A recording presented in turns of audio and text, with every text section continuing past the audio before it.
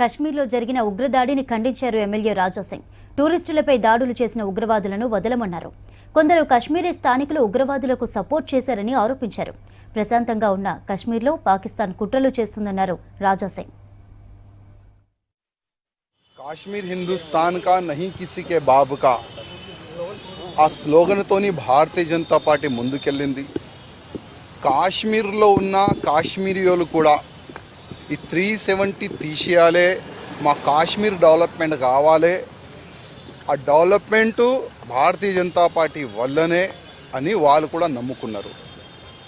ఇవాళ మనం చూస్తే కాశ్మీర్ ఒక స్వర్గం.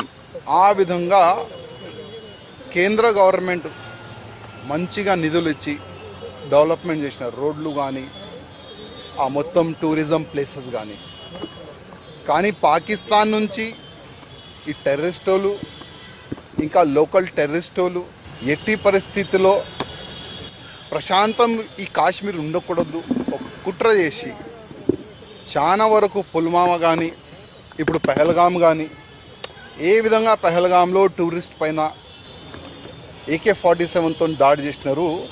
ఇవాళ యావత్ ప్రపంచం చూస్తున్నారు. దాదాపు 27 to 28 మెంబర్స్ వాళ్ళకి చంపేసినారు.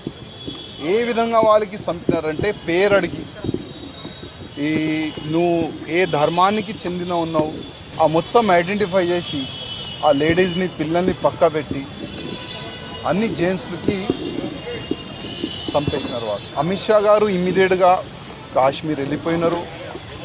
ఒక హై లెవెల్ మీటింగ్ కూడా ఢిల్లీలో కూడా ప్రధానమంత్రి మోదీ గారు చేస్తున్నారు.